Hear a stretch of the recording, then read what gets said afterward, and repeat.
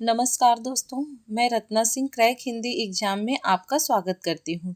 दोस्तों, कल हम 15 क्वेश्चन तक प्रकरण 3 से किए थे, जो हिंदी साहित्य का इतिहास आचार्य रामचंद्र शुक्ल पर हम क्वेश्चन करा रहे हैं। तो हम कल प्रकरण 3 देश भाषा से क्वेश्चन 15 तक किए थे। आज हम क्वेश्चन नंबर 16 से स्टार्ट करते हैं। तो हम क्वेश्चन शुरू करते हैं। पृथ्वीराज रासो को पूरा करने का श्रेय किसको है? पृथ्वीराज रासो को पूरा करने का श्रेय किसको है? अब पहले तो एक हो जाता है कि पृथ्वीराज रासो किसकी रचना है? तो चंद्रवरदाई की रचना है। किसकी रचना है? चंद्रवरदाई की रचना है। पर पृथ्वीराज रासो को जो पूरा करने का श्रेय है, ये किसको है? तो पृथ्वीराज रासो को पूरा करने का श्रेय जल्हड़ का है। जल्हड़ कौन है? चंद्रवरदाई के पुत्र हैं। चंद्रवरदाई ने जो 61 सर्ग है वो पूरा चंद्रवरदाई किए थे, और जल्हड़ कितना सर्ग किए थे? 8 सर्ग जो बाद में बचा था वो जल्हड़ ने किया था। यहाँ तक क्लियर हुआ कि पृथ्वीराज रासो को पूरा करने का श्रेय जल्हड़ को है। अब जल्हड़ ने पृथ्वीराज रासो को पूरा क्यों किया था? ऐसी क्या दिक्कत आई थी कि जिसकी वजह से जल्हड़ ने पृथ्वीराज रासो के 8 सर्ग को पूरा किया? तो जैसे बताया गया है रासो के अनुसार, जब सहाबुद्दीन किसको कहा गया है? सहाबुद्दीन मोहम्मद गोरी को कहा गया है कि जब गोरी पृथ्वीराज को कैद करके गजनी ले गया था, तब कुछ दिनों पीछे चंद भी वहां गए। जाते समय कवि ने अपने पुत्र जल्हड़ के हाथ में रासो की पुस्तक देकर उसे पूर्ण करने का संकेत दिया था कि मेरे पीछे ये पुस्तक जो है पृथ्वीराज रासो, वो अधूरी ना रह जाए, और इसको पूरा करने का श्रेय उन्होंने अपने पुत्र जल्हड़ को दिया था।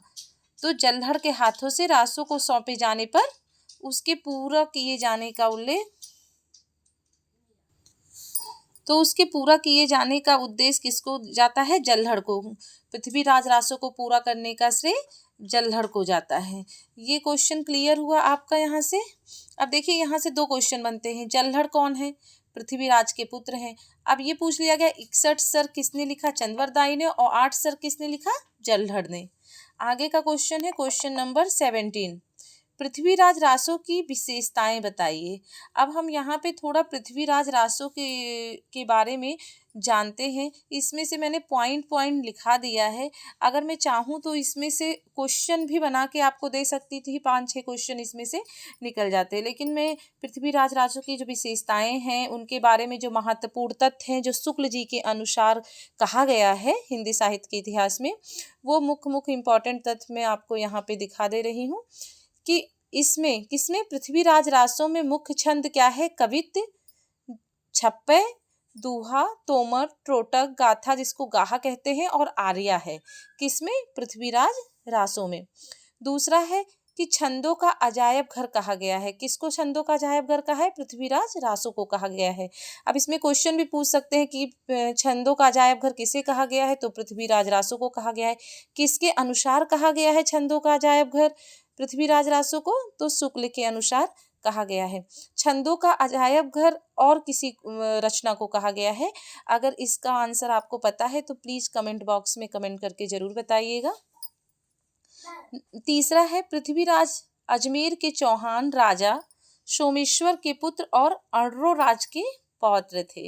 यहाँ से भी क्वेश्चन आपका बन सकता है कि पृथ्वीराज कौन थे, उनके पिता का क्या नाम था? तो पृथ्वीराज अजमेर के चौहान राजा सोमेश्वर के पुत्र और अर्रो राज के पौत्र थे। आगे का पॉइंट है, इनका विवाह जयचंद्र की पुत्री संयोगिता से हुआ था। किसका विवाह संयोगिता से हुआ था? जयचंद्र की पुत्री संयोगिता से हुआ था। आगे है पृथ्वीराज ने शब्दवेदी बाण चलाकर सहाबुद्दीन को मारा था। अब बच्चे बहुत ज़्यादा कंफ्यूज हो जाते हैं कि ये सहाबुद्दीन कौन है? तो सहाबुद्दीन मोहम्मद गौरी को ही कहा गया है। सहाबुद्दीन, पृथ्वीराज ने शब्दभेदी बाण चलाकर सहाबुद्दीन को मारा था। तो ये आपका क्वेश्चन नंबर 17 का ये आपकी 5 जो पॉइंट है, बहुत ही इंपॉर्टेंट पॉइंट है। पृथ्वीराज के बारे में, रासो के बारे में बताया गया है, तो इसको आप नोट डाउन करते हुए चलिएगा। आगे का क्वेश्चन है क्वेश्चन नंबर 18।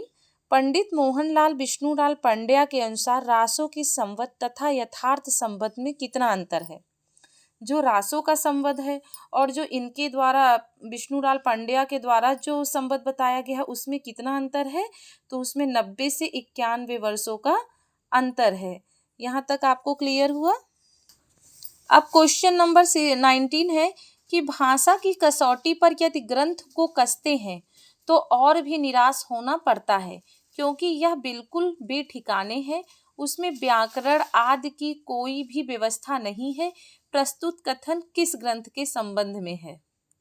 तो ये प्रस्तुत कथन पृथ्वीराज रासो के संबंध में है। इसमें शुक्ल जी कहते हैं कि शुक्ल जी पृथ्वीराज रासो को एकदम जाली कहते हैं। क्या कहते हैं? इसको जाली भाषा, जाली कहते हैं। कहते हैं कि इसका कोई ठिकाना नहीं है, इसमें निराश होना ही पड़ता है। भाषा की कसौटी पर अगर हम ग्रंथ को कसते हैं तो हमें निराश होना पड़ता है। तो शुक्ल जी ने इनकी भाषा को जाली भाषा कहा है।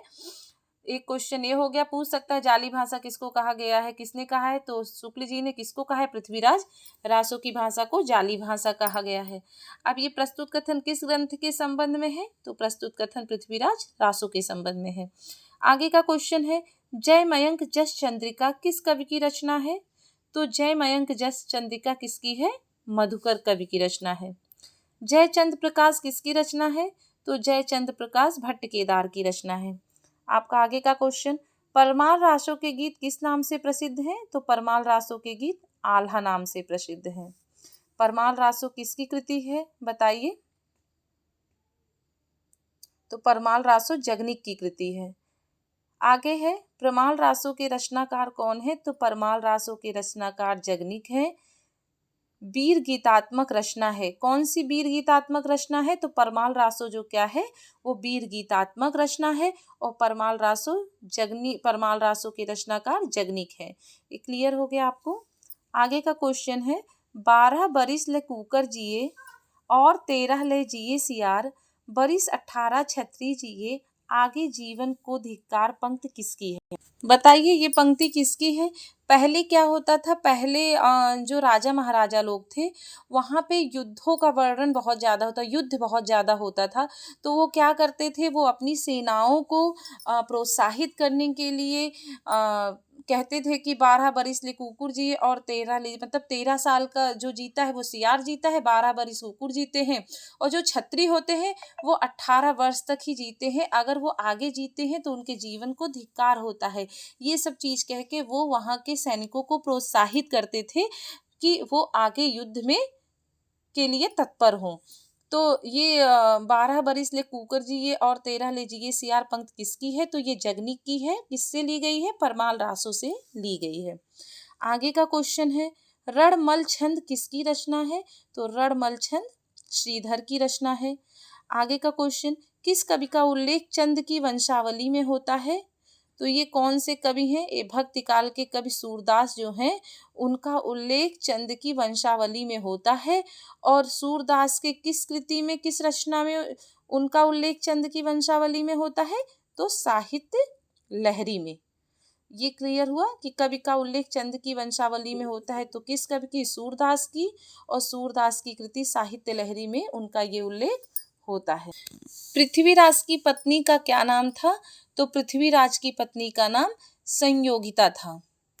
आगे का क्वेश्चन है, खुमान रासो का समय क्या है? तो देखिए हम खुमान रासो के कुछ इम्पॉर्टेंट टॉपिक यहाँ पे आपको बता रहे हैं, जो उससे इम्पॉर्टेंट टॉपिक ली गई है तो मैं यहाँ आपको बता दे रही हूँ, जो परीक्षा की दृष्टि से बहुत ही महत्वपूर्ण है और आपकी परीक्षाओं में काफ़ी बार पूछा भी गया है, जैसे TGT PG TLT में। तो इसलिए जो जो इसमें इम्पॉर्टेंट टॉपिक है वो मैं आपको यहाँ पे लिखी हूँ, जो आप नोट डाउन करते चलिए प्लीज़। तो खुमान रासो का जो समय है उसके बारे में विद्वानों में बहुत ही मतभेद है।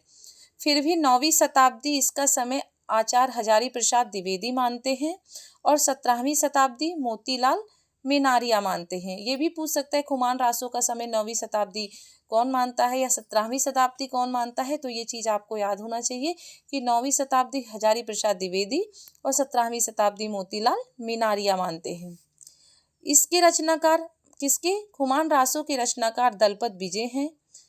लेकिन ठाकुर शिव सिंह सेंगर के अनुसार ये किसी अज्ञात भाट की रचना है। इसको इनके जो रचनाकार दलपत विजय हैं, शुक्ल जी के अनुसार भी ये लेखक है कि नहीं, उनके अंदर भी ये मतभेद है। इसलिए ठाकुर शिव सिंह सेंगर के अनुसार ये किसी अज्ञात भाट की रचना है, लेकिन उसके रचनाकार दलपत विजय ही माना गया है। अब खुमान रासों में कुल छंद कितना है? 5000 छंदों का एक विशाल काव्य है। कौन सा? खुमान रासो। खुमान रासों की भाषा राजस्थानी डिंगल शैली है। रस इसमें वीर रस प्रधान है और श्रृंगारता का भी वर्णन किया गया है खुमान रासों में। खुमान रासो ये चित्तौड़ के शासक हुए। कौन हुआ? खुमान हुए। यों बगदाद के खलीफा अलमामू के युद्ध का वर्णन है। किसमें? खुमान रासों में बगदाद के खलीफा अलमामू के युद्ध का वर्णन है। इसमें खुमान के द्वारा लड़े गए 24 युद्धों का वर्णन है। हमने अभी कल के वीडियो में पढ़ाया था कि खुमान रासों में कितने युद्धों का वर्णन है, तो खुमान रासों में आपके 24 युद्धों का वर्णन है। शुक्ल के अनुसार ये रचना अधूरी है। खुमान रासों में खुमान द्वितीय का वर्णन है। किसका वर्णन है? खुमान द्वितीय का वर्णन है। पिय चित्तौड़ न आवहु सांवड़ पहली तीज, जोवे बाट बिरहड़ी खिड़खिड़ आवई खीज। पंक्ति किसकी है और किस रचना से ली गई है? तो ये पंक्ति खुमान रासों से ली गई है। आगे का क्वेश्चन, आलाखंड का विशेष चलन उत्तर प्रदेश के किन जिलों में है? तो आलाखंड का विशेष चलन उत्तर प्रदेश के बुंदेलखंड एवं महोबा में है। और ये कब गाया जाता है? वर्षा ऋतु में गाया जाता है। वैसे तो आलाखंड पूरी उत्तरी क्षेत्र में गाया जाता है, लेकिन विशेषकर बुंदेलखंड एवं महोबा में, इन जिलों में ज़्यादा गाया जाता है वर्षा ऋतु में। आगे का क्वेश्चन है, जगनीक किसके दरबारी कवि थे? तो जगनीक राजा परमार के दरबारी कवि थे। किसके दरबारी कवि थे? राजा परमार के दरबारी कवि थे। जगनीक राजा परमार के दरबारी कवि थे, जिन्होंने क्या किया था? महोबा के जो 2 प्रसिद्ध वीर हैं, कौन कौन महोबा के जो प्रसिद्ध वीर हैं? आल्हा और उदल के वीर चरित्र का विस्तृत वर्णन एवं वीर गीतात्मक काव्य के रूप में उनका उल्लेख किया है, आल्हा और उदल का। आगे का क्वेश्चन, सदा तरैया न बन फूले पंक्ति किसकी रचना से है? तो सदा तरैया न बन फूले पंक्ति परमाल रासों से ली गई है।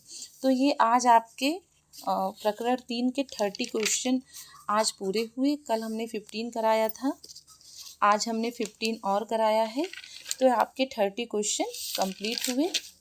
अगर वीडियो पसंद आता है तो प्लीज़ चैनल को लाइक शेयर ज़रूर कर दीजिएगा और सब्सक्राइब कर दीजिएगा।